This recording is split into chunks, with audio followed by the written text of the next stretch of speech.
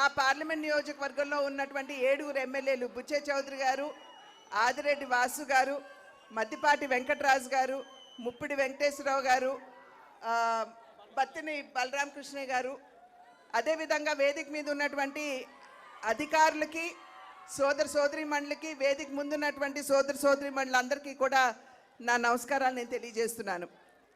2024 ఎన్నికల సందర్భంలో ప్రజల వద్దకి ఓటు వేసి ఆశీర్వదించమని చెప్పి అడగడానికి వచ్చినప్పుడు డబుల్ ఇంజిన్ సర్కార్ అంటే కేంద్రంలో రాష్ట్రంలో 2 చోట్ల కూడా ఎన్డీఏ కూటమి అధికారంలో ఉన్నట్లయితే అభివృద్ధి పరుగులు తీస్తుంది అని చెప్పి ఆనాడు మేము చెప్పడం జరిగింది. ప్రజలు విశ్వసించారు. డబుల్ ఇంజిన్ సర్కార్ కావాలనుకున్నారు.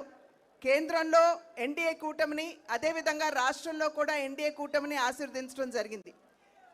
వికసిత్ భారత్ అనేటువంటి ఒక కళ ఏదైతే, ఒక స్వప్నం ఏదైతే నరేంద్ర మోడీ గారు ప్రజల ముందు ఉంచారో, ఆ వికసిత్ భారత్లో వికసిత్ ఆంధ్ర రాష్ట్రం కూడా ఒక భాగం అని చెప్పి మనం గుర్తించాలి.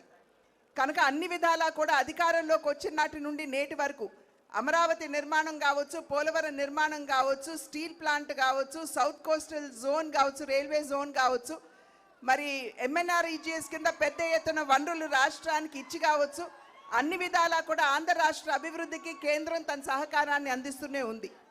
అయితే వికసిత్ ఆంధ్ర రాష్ట్రం మనకు కావాలంటే వికసిత్ జిల్లాలు కూడా కావాలి.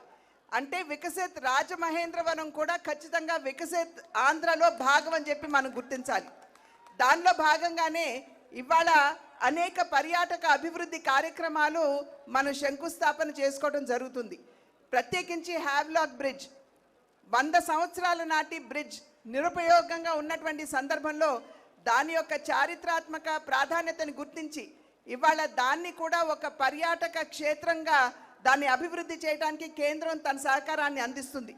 అదేవిధంగా రివర్ ఫ్రంట్ దాన్ని కూడా అభివృద్ధి చేస్తున్నటువంటి సందర్భంలో నేను ఇప్పుడే అజయ్ జైన్ గారితో కూడా మాట్లాడాను.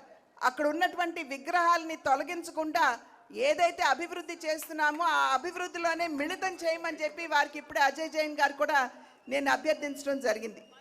అదేవిధంగా హ్యావ్లాక్ బ్రిడ్జ్తో పాటుగా ఇవాళ పుష్కరాలకి సంబంధించి 2027వ సంవత్సరంలో ఏదైతే పుష్కరాలు మనం రాబోతుందో దాన్ని దృష్టిలో ఉంచుకునే ఇవాళ పుష్కర ఘాట్లో అఖండ గోదావరికి కూడా మనం శంకుస్థాపన చేసుకోవడం జరిగింది.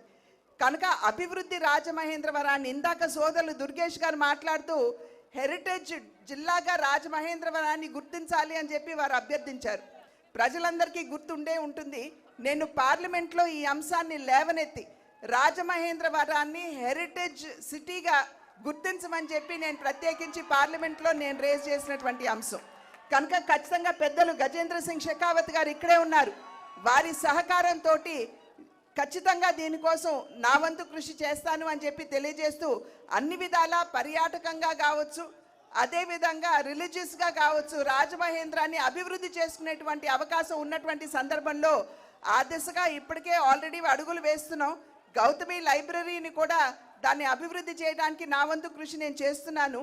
కనుక ఖచ్చితంగా రాబోయే కాలంలో కూడా ఏదైతే ప్రజలు మా పట్ల విశ్వాసాన్ని కనబరిచారో దాన్ని నిలుపుకుంటూ రాజమహేంద్ర అభివృద్ధికి ఖచ్చితంగా నా వంతు సహకారాన్ని అందిస్తాను అని చెప్పి తెలియజేసుకుంటూ పెద్దలు గజేంద్ర సింగ్ షెకావత్ గారికి, ఉప ముఖ్యమంత్రి సోదరులు పవన్ కళ్యాణ్ గారికి, ఇక్కడికి వచ్చినటువంటి ఎమ్మెల్యేలందరికీ పేరు పేరున నా ధన్యవాదాలు తెలియజేసుకుంటూ సెలవు తీసుకున్నాను. జై హింద్.